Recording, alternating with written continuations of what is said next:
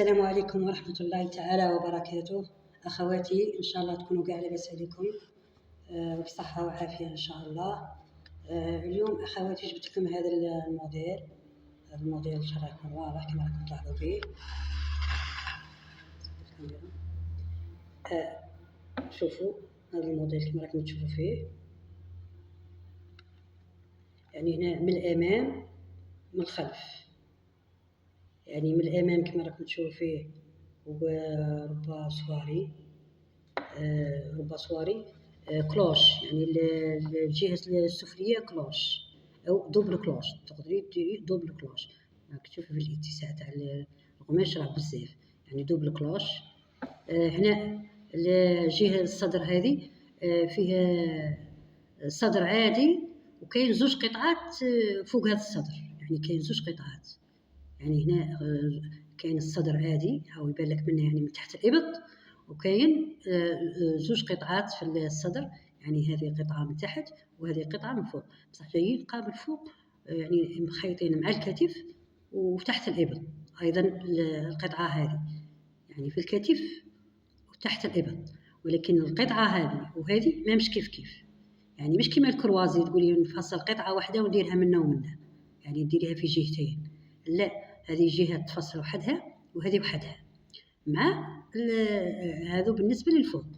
يعني هنا كاين الصدر هو اللي يتفصل وحده، الصدر هذا وهذا يلصقوا فيه من فوق، يعني اللي مزينينه، يعني اللي دايروا له تزيين هذو زوج، يعني هذه القطعة وهذه القطعة اللي راح هاك، يعني هو كي راهي رايحه هاك وهاك كأنها كروازي، بصح الكروازي عندنا القطعات يعودوا كيف، بصح هذو ما مش كيف، هذه ماهيش كيف مع هذه اللي راهي تحت، اللي راهي جايه تحت، يعني هذه راهي حاكمه منا ورايحه هاك وهذه جايه هاك.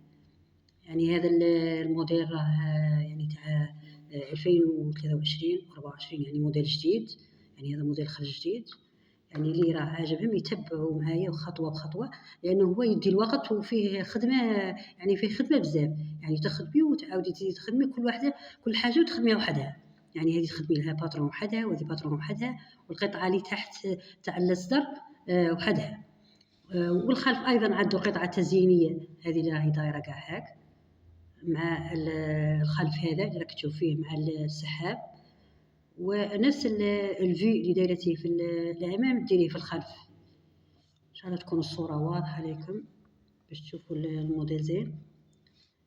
اذا هذا هو الموديل ان شاء الله نخدمه خطوه بخطوه، يدي الوقت هو، وان شاء الله يجيك ساهل، يعني فيه الخدمه فقط وتصبري معها وتخدمي وتعاودي تخدمي حتى تخرجي فيه.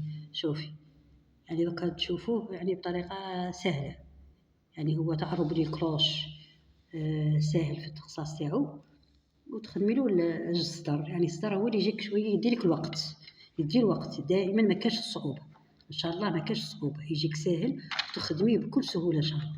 اذا تبعوني معايا في الباترون، يعني نديروا الباترون الاساسي كما عودتكم، ومن بعد نديروا لي بينس. طبعا هنا كما راكم تلاحظوا هنا الصدر راكي تشوفيه بلي مجسم باش يكون مضبوط ويجي لا فورم تاعو زينه، لازم يكون مجسم.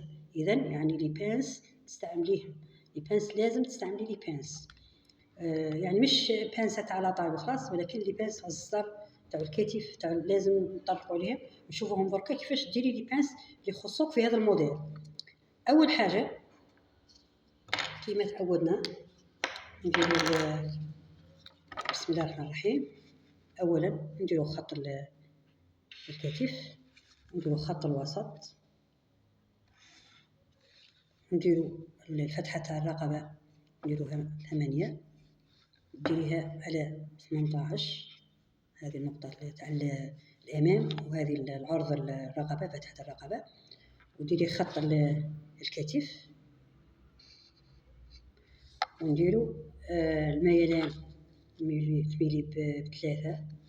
ب3 سنتيم. اذا هنا ديري خط التركيز، يعني اللي راه عندك في القياسات، ونديروا خط الصدر، يعني خط الصدر، وديري حدة الإبط كما تعودنا نديروها. حردة الإبط كما تعودنا نديروها، تدخلي بواحد، حنا نخدمو في الأمام، يعني لازم نخدمو خطوة بخطوة باش نكملو هذا الموديل. إذن تخدمي حردة الإبط، إذن نروحو لخط التركيز، عفوا خط الخصر، وديري خط الخصر، ديري خط الخصر. إذن هنا نجيبو من الكتف هذا، نقطة الكتف في الأعلى الصدر، تجيبي الخط ارتفاع الصدر وديري نقطة الحلم، نقطة الحلم. إذن ديري المحور، إذن كما قلت لك يعني هنا نديرو الخصر. إذن هنا نديرو قلت لك ارتفاع الصدر، وديري نقطة ارتفاع الصدر، وهنا نديرو مسافة بين الحلمتين، مسافة بين الحلمتين، ونعينوا النقطة هذه، والمسافة بين الحلمتين ونعينوا النقطة تاع الخصر، يعني الخصر والصدر. إذن هذا الارتفاع هذا نديروا النقطة تاع ارتفاع الصدر، ونديروا المحور البانسة هذا، ونديروا يعني هنايا كما تعودنا يعني نحوسوا نديروا بانسة تاع الكتف، يعني هنا قلت لك لازم الصدر راهو مجسم، لازم نديروا لي بانس باه يكون البروز تاع الصدر واضح، يعني هنا راهي لازم، يعني هنا صواري لازم ديري لي بانس هذو، خاصة البانس هذه تاع الكتف مهمة، يعني مهمة بزاف. إذن هنا تعوضي ديري هنايا يعني المحور هذا تاع ارتفاع الصدر، ديريه هنا بنفس يعني نفس القياس اللي لقيتيه هنايا، وتحسبي البانسة عطيتك يعني القاعدة تاعها، قلت لك دوران كما تعودنا قلنا لكم دوران الصدر تقسيم 20. إذن بهذا تكوني درتي البانسة تاعك، عرفتيها شحال القيمة تاعها.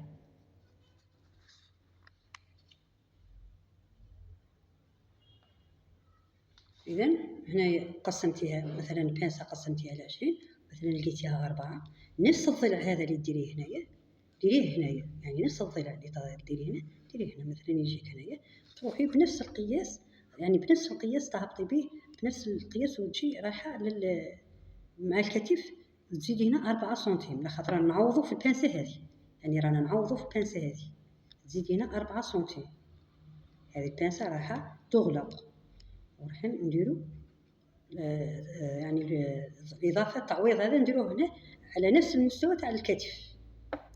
إذن يعني على نفس المستوى تاع الكتف، يعني نهار اللي تطلعي هذه على هذه تلقاي هذيك الإضافة تنحيها، يعني تنحي الإضافة تلقايها هنا في الباترون هذا، تنحيها وتسقمي الخط الكتف وتضيفي قلت لك 4 سنتيم تعويض البانسة. إذن من بعد عوضتي البانسة هنايا تدخليها في الإبط اللي راح عندك، تدخليها في الإبط اللي راهو عندك، يعني تدخل في الإبط اللي راهو، يعني الإبط اللي راهو عندك، شوفي، وتزيدي هنا 1 سنتيم، وتزيدي هنا 1 سنتيم، يعني تروح تدخل في هذاك الآخر وتخرج في 1 سنتيم هنا، وتزيدي يعني تزيدي على الخط هذا تاع هذه النقطة هذه اللي راها جاية في التركيز تحت الإبط، يعني تحت الإبط تزيدي 1 سنتيم هنايا، وتروح مع الحردة تاع الإبط، يعني وتروح مع الحردة تاع الإبط. إذن ديري الحردة تاع الإبط يعني حردة جديدة، يعني مش كما الحردة الأولى تاع الباترون الأساسي، لخاطر رانا درنا تعويض لحردة الإبط. هذه هي الحردة الجديدة اللي راها عندك. إذن كما راكم تلاحظوا بعد ما درنا ارتفاع الصدر وعينا المسافة بين الحلمتين وعينتي النقطة، درتي لها نفس الضلع تاع البانسة تاع يعني نفس البانسة هذه، الارتفاع هذا القياس تاعو نفسه في الضلع هذا.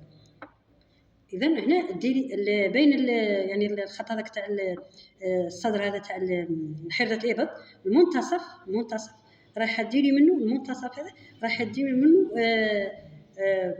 قصة البرنسيس، يعني هذه برانسيس ونقولوا اميره، وهذا الفستان راهو جاي شكل الاميره يعني برانسيس، هذا هو الشكل ماخوذ منه هذيك قصه برانسيس، يعني هو راه نفسه هذا الفستان كانه لازم له قصه برانسيس، لازم له قصه برانسيس. اذا ديري القصه تاعك وديري المحور اللي محور البانسه اللي راهو عندنا محور البانسه، وديري البانسه تاعك، ديري البانسه تاع الخصر، ديري بانسه الخصر وتهبطي تحت البروز تاع الصدر، تهبط يعني تحت النقطه هذه تاع بروز الصدر تهبطي ب3 سنتيم، يعني تخلي هنا 3 سنتيم باش ديري البانسه تاع الخصر، يعني تخلي 3 سنتيم، وهنا في الاخر تخلي 1 سنتيم، يعني 1 سنتيم بين البانسه هذه 1 سنتيم وبين هذه، يعني لازم يكون هذا 1 سنتيم على النقطه تاع بروز الصدر، لازم يقعد 1 سنتيم ما تلحقش، يعني اللي يقعد هكا فقط، يعني شق الخياطه هذا فقط. تقدري ديري مثلا هنا 1 سنتيم في البانسه، تقدري ديري هنا 1 سنتيم، تقدري ديري 1 سنتيم هنا، يعني هنا تقصي هنا، يعني تقصي هنا 1 سنتيم، كي درتي تعويض للبانسه ودرتي تعويض منه ب1.5 مثلا، تروح لك هنا تزيدها ب1.5 هنا. اذا هنايا 3 سنتيم تحت النقطه تاع بروز الصدر، هنا ما تلحقيش، يعني هنا تخلي 3 سنتيم. نروحوا تاع الجنب تهبطي تهبطي بحوالي 4 سنتيم تحت خط، هذا هو النقطه تاع التركيز، تخلي بينها وبين خط التركيز تخلي 4 سنتيم، 4 سنتيم، وديري النقطه تاع البانسه تاع الجنب، بانسه تاع الجنب، هذا كاع لي بانس هذه اللي راندير فيهم هذو باش تعطيك الصواري، هذه هي الصواري، يعني هذا هو دائما كما راني نقول لك، يعني باش الشكل الصدر مليح، يعني باش يبان الشكل تاع الصدر، يعني الشكل تاع الصدر باش يبان لازم ديري هذا لي بانس. اذا ديري المحور هذا بعد ما عينتي النقطه، ديري المحور ايضا يكون بينه وبين نقطه بروز الصدر، نقطه اللي بين بروز الصدر 3 سنتيم، وتروحي راس يعني هنا تخلي يعني هنا ما تلحقيش البانسه هذه، ديري هذه وديري وتسكري البانسه تاعك، يعني وديري البانسه تاع الجنب، وديري البانسه تاع الجنب، يعني كي شوفي كي ديري هاد البانسه تسكري هنايا تسكري اولا هذه تسكريها هي الاول، يعني كي تسكريها باش تقدري تفتحي هذه وتفتحي هنا وتفتحي هنا، يخرج لك الباترون اللي راكي راح تحطيه على القماش. ان شاء الله تكوني فهمتيني. مثلا شوفي مثلا عندي هذا الباترون، شوفي هنا عندي هذا الباترون، شوفي هذا الباترون هذا هاوليك تلاحظي فيه ان شاء الله يكون واضح.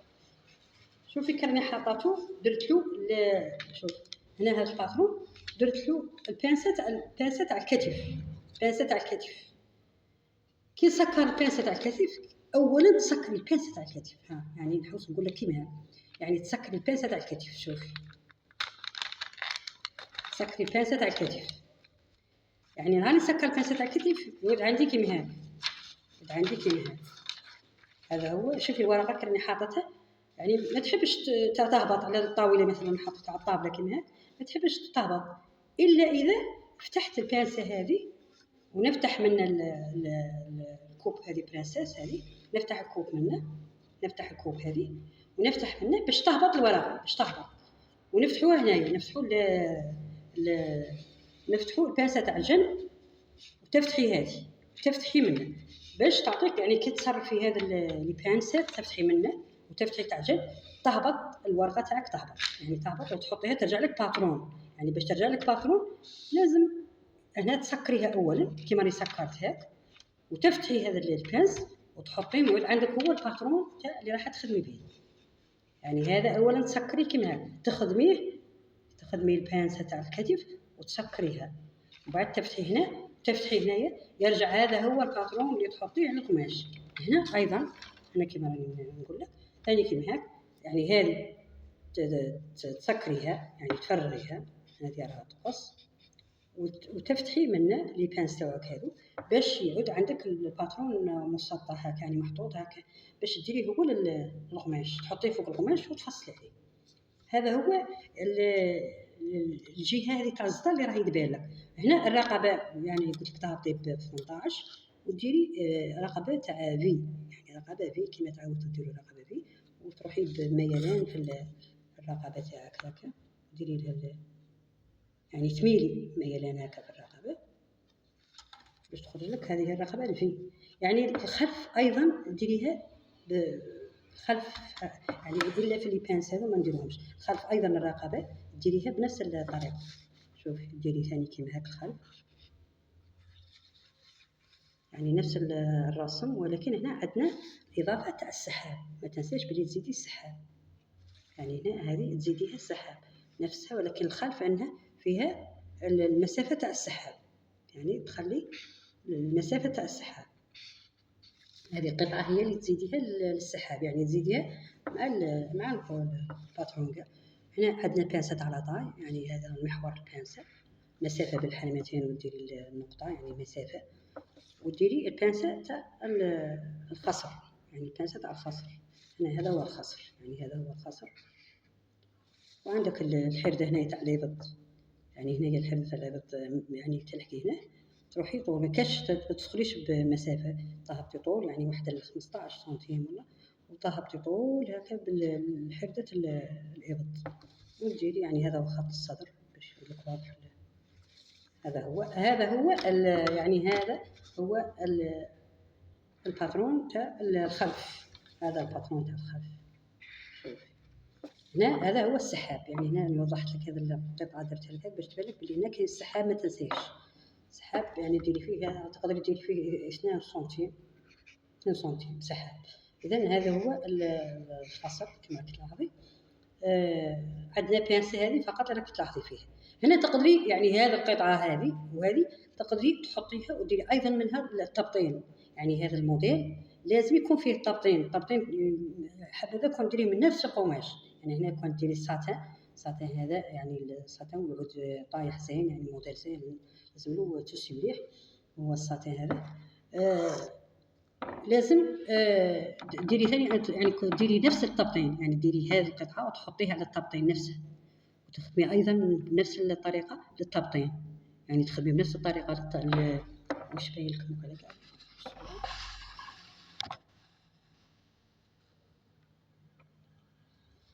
يعني ان شاء الله كان الشرح واضح، يعني كما كنت نشرح لكم هنا مش عارفه كان باين الصوره ولا.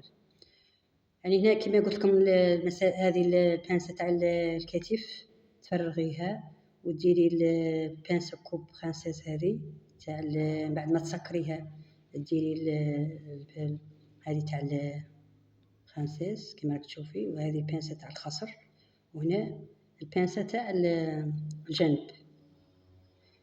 اذا حتى قلت لك وهذا هو الخلف، ديري نفس الرقبه ثاني قلت لك ديريها في، وديري لها الميلان كما درتي للامام، يعني راهم كيف كما راكي تلاحظي، راه كيف هاي تاع الرقبه في وهذه في. اذا شوفي بانسه تاع الخصر كما راكي تلاحظي فيها، هنا ايضا كاينه قلت لك بانسه في الخصر، وتهبطي هنا قلت لك ب 3 سنتيم على البروز تاع الحلمه، يعني هنا 3 سنتيم تعودي البانسه تحتها، هنا 3 سنتيم تاع الجنب ايضا ما تلحقهاش، يعني تخلي ما بينها وبين البروز 3 سنتيم.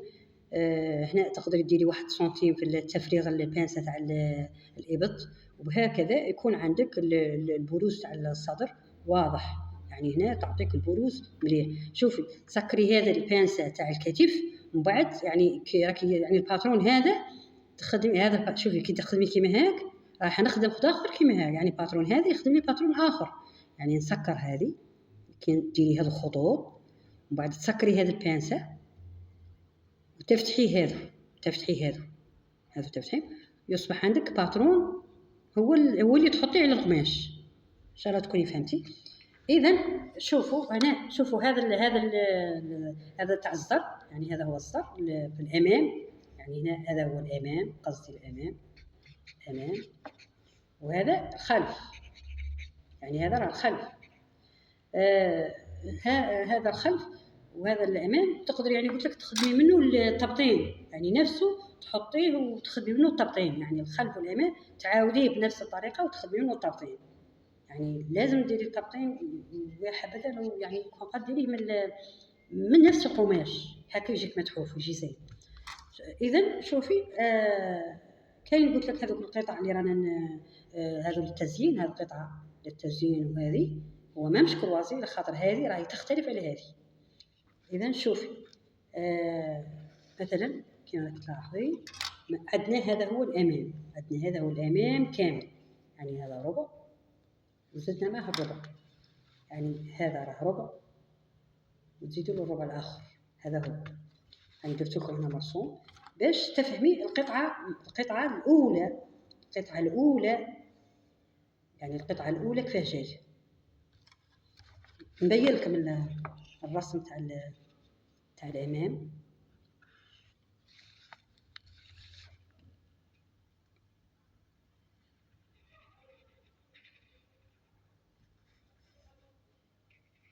هذه هي الرقبه ان شاء الله تكون واضحه عليكم، وهذا الكتف،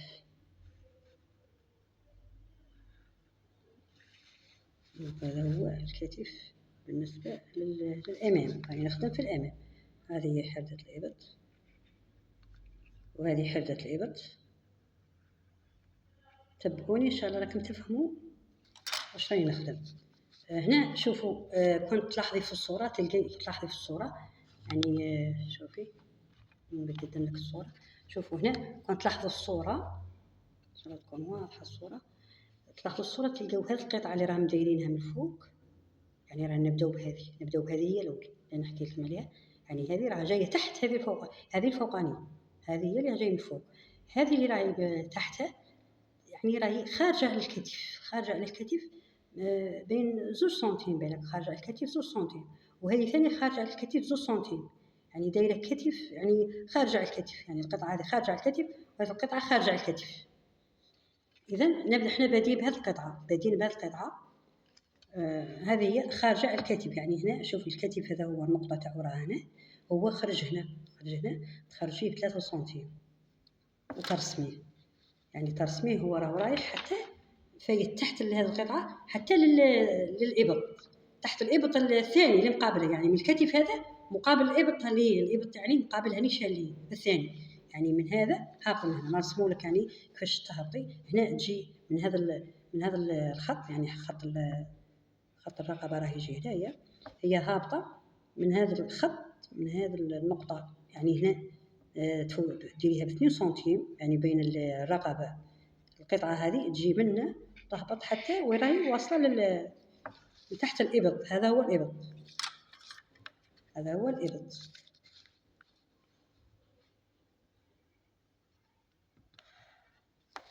هنا هابطة، هذه القطعة هابطة من هنا حتى لتحت الإبط. أيضا في هذه ثاني تهبط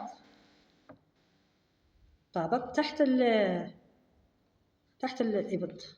شوفي يعني من الكتف هذا رايحة للإبط، يعني في الجنب، يعني قصدي تحت الجنب، يعني هذا هو النقطة تاع التركيز، يعني حردة الإبط هذه هي النقطة تاعها، هذا هو الجنب، يعني الجنب رايحة للجنب، يعني من الكتف هذا، يعني الصورة تعود هذا الأيمن وهذا الأيسر، من الكتف الأيسر رايحة للأيمن، يعني من الكتف الأيسر رايحة للجنب الأيمن، يعني هذا الجنب. يعني هذه هي القطعة اللي راح تحتاجيها وتخدمي لها وهذه القطع اللي راكم تشوفوا فيهم، يعني القطع اللي راهم في الموديل فيهم الطيات، يعني هذه القطع اللي راكم تشوفين فيهم طيات، شوفي فيهم طيات. إذا شوفي هنا بالنسبة لهذه القطعة كي تلاحظيها من الجهة تلاحظيها من الجهة العلوية، هذه الجهة هذه في الأعلى ما فيهاش الطيات، يعني الطيات شوفيهم جايين هنا راهم يبانوا، يعني راهم كاينين، يعني معناها الطيات جايين منها، يعني الطيات جايين من الأسفل. في الأعلى على الكتف ما كانش، على الكتف ما كاش طيات، الأسفل فيهم طيات. يعني راح ديري القطعة تشوفيها هكا وديري لها هنا، تديري القطعة بالدرابي، يعني هنا ديري خطوط ماهمش بزاف، خاطر الطيات ما كانوش بزاف، يعني ديري مثلا 3 خطوط كيما هاد، وتكبري القطعه بهذا الطيات، بهذه الخطوط، وتخرجي هذه القطعه. طبعا القطعه هذه راح تتخيط من الجهه الجنب، وتتخيط مع الكتف. ان شاء الله تكونوا فهمتوا هذه القطعه اللي راهي فوق. هذه القطعه تخيطيها مع الجهه العلويه اللي راكي خدمتيها بالباترون هذا، تخيطيها وتجيبيها لهذا الجنب، يعني تخيطيها وديريها هكا لهذه الجهه، يعني في الربع اللي راه مقابلها. اذا هذا هو الامام، يعني هذا هو الامام. هذه هي القطعه اللي راهي نهضروا عليها، ان شاء الله تكونوا فهمتوا. شوفوا الموديل، هذه القطعه الاولى. نروحوا للقطعه الثانيه. هذه راكم تلاحظوا باللي راهي عريضه، ولكن هنا ماهيش مخيطه. شوف هنا ماهيش مخيطه في الجهه، ماهيش مخيطه من جهه الكتف ومن جهه الجنب الايمن، من جهه هذه تاع الجنب هذا، يعني مخيطه من الكتف لهنا، ولكن فيها الطيات بزاف. يعني تلاحظي بلي الطيات كاين بزاف، يعني الطيات رايحين نحسبوهم، يعني هنا الطيات نحسبوهم مع بعض. شوفوا مثلا واحدة، شوفوا 1 2 3 4 5، 5 طيات تقريبا، 5 طيات. إذن هذا هو هذا باش نخدموا. يعني هنا درت لكم فوق الأمامي، خدمت به القطعة اللي ديريها في الأولى، ودرت لك الأمامي أيضا باش تخدمي القطعة الثانية، يعني باش تخرجي الباترون تاع القطعة هذيك اللي راهم مزينينها في الصدر، وباترون باش تخدمي القطعة الثانية. يعني عاودت الأمام نعاود فيه باش نخرجوا القطعة هذو نخرجوها. إذن هنا كما راكي تلاحظي ديري أيضا نفس الباترون. شوفي كل قطعة جيتي تخدمي فيها ولقيتي في طريقها لي بانس، لازم ديري لي بانس، يعني لازم ديري لي بانس وتفرغي، خاطر هذو القطع أيضا راهم عندهم يعني لازم يدخلوا في الصدر بلي بانس، يعني نفس اللي بانس وديريها، يعني ديري نفس الباترون وديري لي بانس تاعك، ومن بعد ديري القطعة هذه وتقصي. يعني هنا واش خرجتي فيها ديري، مثلا خرجتي هنايا بقصه كيما هاك، مثلا تقصي هنا ديري البانس هذيك خارجه كيما هاك بكوب، لازم ديري البانس في الباترون، يعني نهضر على الباترون. ومن بعد ديري في القماش تخليه سامبل كيما هاك، يعني ديري في الباترون وفي القماش تخليها سامبل كيما هاك. اذا هنا في الامام ثاني باش تخرجي القطعه الثانيه نديروا نفس الباترون تاع الامام، رانا في الامام، رانا نخدموا في الامام. اذا وديري تخرجي ايضا هنا في الكتف، راه خارجه هذه القطعه، راهي خارجه وتلقيها خارجه هنايا. شوف راهي خارجه، يعني احنا عندنا هذا الكتف تاعنا راه يجي هنا الحاجه هنا، تخرجيها هنايا، تخرجيها ب3 سنتيم، تروحي هنايا ديري هذا الميال اللي راك تلاحظي فيه. شوفي كاين ميالين، يعني هذا الميال اللي رانا شفناه في القطعه هو راه كاين هكا. دوكا تعرفي على واش هذا الميال راه كاين، يعني هنا راه كاينه القطعه اللي تحطيها عندها طريقه كيفاش تحطيها، قطعه تاع قماش كيفاش تحطيها وتحطي فوقها الباترون، عندها الطريقه تاعها اللي تحطي عليها، كيفاش تحطي على القماش، يعني القماش عنده طريقه كيفاش تحطي عليه القطعه. اذا هذه القطعه اللي راح تفصليها. شوفي يعني هذه هي القطعه اللي رانا نحوسوا عليها، يعني هنا شوفي راهي داخله هنايا، القطعه راهي داخله في الجنب تتخيط معاه. يعني هنا اللي تودي تديري في هذا وحدة الإبر، هذه نقطة التركيز، وهذه النقطة تاع التركيز، وهي القطعة اللي تحصلتي عليها. هنا تشوفيها ماهيش مخيطة، ما كاش كاع الخياطة هنا حتى لتحت، ما كاش الخياطة مخيطة منا، نلاحظوا فيها. كنت فيها في الموديل مليح، تلقاها في مواقع التواصل، كاينه دايره هذا الموديل داير يعني ضج في عند مواقع التواصل، يهضروا عليه هذا الموديل عاجبهم بزاف. اذا تلاحظي بلي هاد القطعه راهي ماهيش مخيطه في جهه يعني في جهه الخصر ماهيش مخيطه من جهه الجانب هذا. شوف مخيطه في جهه الجانب هذا في جهه الكتف، يعني كانك تشوفيها كانها يعني من الفوق، يعني من الفوق خلاص. جهه الجانب مش مخيطه، جهه الكتف ماهيش مخيطه، عفوا الكتف مخيطه في الجنب مخيطه. هنا من جهه الخصر ماهيش مخيطه، هنا دوري هكا فوق الذراع تبالك ماهيش مخيطه، يعني طول ماهيش مخيطه. حتى يعني في نفس الخياطه هنا ما كاش خياطه، يعني الخياطه ما كاش هنا ما كاش خياطه. يعني تسورجي القطعه وديري تحديها برك، يعني تحدي في هذا مع الفازلين، ديري الاخر وتحديه قماش هذاك تاع الفازلين اللي تلصقوا به وتحديه مع الخياطه في تسورجي ديري الفينيسيون تاعك مع الحاشيه تاع القماش هذا مع الحديد لازم هنا حديد، يعني ما كاش باش يقعد الموديل مليح يعني هكا ضاوي. اذا شوفي كيفاش نتحصلوا على هذا. هنا يعني كاينه خياطه كما ندير لك هنايا، يعني هنا او خارج على الكتف، شوف او خارج هذاك الموديل خارج بواحد 3 سنتيم ولا 3 سنتيم. هنا كاينه الخياطه، هنا تخيطيها مع الكتف، تخيطيها مع الكتف، هي تخيطيها مع الكتف وتجي القطعه خارجه على يعني هذه تخيطيها مع الكتف وهذه تقعد خارجه كما قلت لك. يعني ديري لها تسورجيها وديري لها الحديد تحديها هنا ايضا يتخيط من جهه الجنب، هنا يتخيط من جهه الجنب. اذا هذه هي القطعه، يعني هذه راك تلاحظي فيها، هذه راهي قطعه، هذه مثلا هذه هي القطعه، هذه هي القطعه اللي نهضر لك عليها ان شاء الله تكون واضحه. هذه هي القطعه اللي نهضر لك عليها، هذه القطعه هذه اللي نهضر عليها. هذه هنا كاين الخطوط تاع باش تقصي، تقلعي هذا الباترون وتقصيه وديري وتخرج عليه هذه القطعه. اذا هذه القطعه اللي راك تحصلت عليها. ان شاء الله في الفيديو يعني ما هذا الموديل راه طويل بزاف.